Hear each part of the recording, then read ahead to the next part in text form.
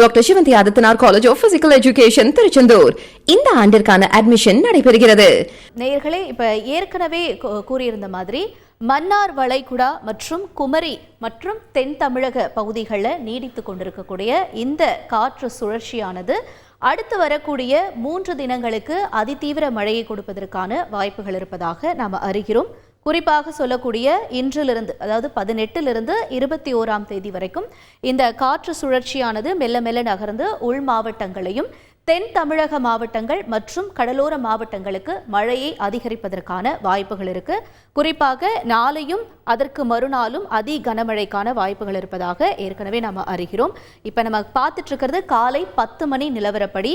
இன்றைய தினம் விடுமுறை நாள் என்றாலும் கூட இந்த மழையினுடைய தீவிரம் எவ்வாறாக இருக்கும் என்பதை நம்ம பார்த்து விடலாம். காலையில் 10 மணி வரைக்கும் இந்த நிலவரமானது எவ்வாறாக இருக்கும் என்று கேட்டிங்கன்னா, கடலோர பகுதிகளில் இருக்கக்கூடிய மாவட்டங்களில் ஒரு மிதமான மழையை எதிர்பார்ப்பதற்கான வாய்ப்புகள் இருக்கு. குறிப்பாக நம்ம பார்த்து கொண்டிருக்கக்கூடிய இந்த பகுதி சென்னையில் சென்னை மற்றும் புறநகர் பகுதிகளில் இருக்கக்கூடிய இடங்களில் இடி மின்னலுடன் கூடிய மழைக்கான வாய்ப்புகள் இருக்கு.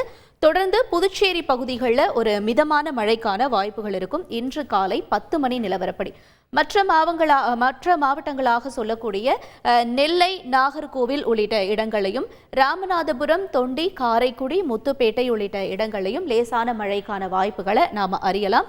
இது காலையில் 10 மணி நிலவரப்படியாக இருக்கிறது. மதுரை மற்றும் திண்டுக்கல்லாம் காலையில் ஒரு வான மேகமூட்டத்துடன் இருந்தாலும் அதற்கு அடுத்தபடியாக லேசா அந்த மழை தொடங்குவதற்கான வாய்ப்புகள் இருக்கு. இது காலையில் 10 மணி நிலவரம் தான். இப்போ இந்த மழையானது தொடர்ந்து அடுத்த கட்ட வரக்கூடிய மணி நேரங்களில் எவ்வாறாக மாறும் அப்படிங்கிறத நம்ம பார்க்கலாம். வரைபடத்தில் உங்களுக்கு நல்ல தெளிவாகவே தெரியும் அப்படின்னு நினைக்கிறேன். கொஞ்சம் கொஞ்சமாக இந்த நீல நிறம் என்பதும் பச்சை நிறம் என்பதும் அதிகரிக்கக்கூடிய காட்சிகள். இதற்கான அறிகுறிகள் என்ன அப்படின்னு பார்த்தீங்கன்னா, லேசான மழையிலிருந்து அதி கனமழை எங்கெங்கெல்லாம் பெய்யும் அப்படிங்கிறத நம்ம இந்த வரைபடத்து மூலமா தெளிவாக தெரிஞ்சுக்கிறோம். இப்போ குறிப்பாக சொல்லக்கூடிய திருநெல்வேலி பகுதிகளில் பாருங்க, மதியம் ஒரு 3 மணி போல, அதாவது ஒரு 12 மணிலிருந்து 3 மணி நிலவரப்படி ஒரு அதி தீவிர மழைக்கான வாய்ப்புகள் இருக்கு. அதற்கு அடுத்தபடியாக ராமநாதபுரம் பகுதிகளில் நம்ம ஒரு இடி மின்னலுடன் கூடிய மழைக்கான வாய்ப்புகளை எதிர்நோக்கலாம். தொடர்ந்து மதுரையில் இடி மின்னலுடன் கூடிய மழையும், ராஜபாளையம், போடியநாயக்கனூர் உள்ளிட்ட இடங்கள்லாம் ஒரு தீவிர மழைக்கான வாய்ப்புகள் இருக்கு.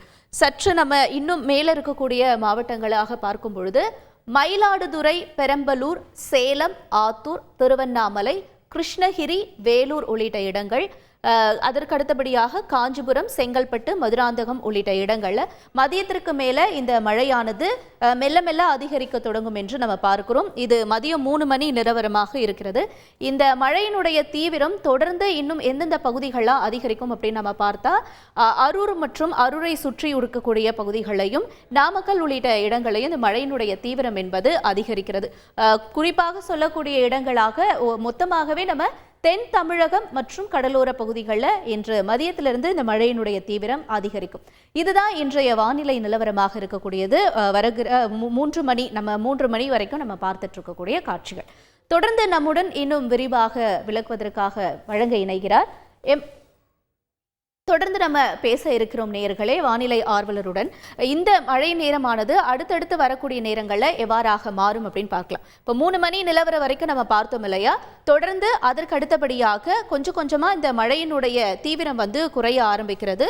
தொடர்ந்து அதற்கு அடுத்தபடியாக ஒரு 9 மணிக்கு மீண்டும் இந்த மழையினுடைய தாக்கம் என்பது அதிகரிக்க தொடங்கும். தொடர்ந்து அடுத்தபடியாக இப்போ நம்ம நாளை காலையில் இந்த மழையினுடைய நிலைமை எவ்வாறாக இருக்கும் என்று பார்க்கலாம்.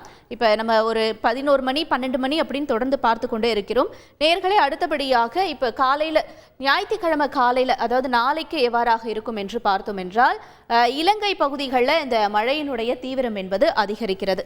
இலங்கையில் குறிப்பாக சொல்லக்கூடிய புத்தளம், சிலாபம் உள்ளிட்ட இடங்களையும், கட்டுநாயக்கே உள்ளிட்ட இடங்களையும் இந்த மழையினுடைய தீவிரம் என்பது அதிகரித்து அது மன்னார் வளைகுடா பகுதிகளாக நுழைந்து தொடர்ந்து நமக்கு முத்துப்பேட்டை, புதுக்கோட்டை உள்ளிட்ட இடங்களில் மழையினுடைய தீவிரத்தை அதிகரிக்கிறது. நாளை காலையில் நம்ம பார்க்கும் பொழுது வேலூர்லலாம் ஒரு தீவிர மழைக்கான வாய்ப்புகள் இருக்கும் என்றே நம்ம வந்து புரிஞ்சுக்கலாம். இந்த மழையானது தொடர்ந்து 19ஆம் தேதி நல்லாவே தீவிரமடைவதற்கான வாய்ப்புகளாக இருக்கிறது நேயர்களே.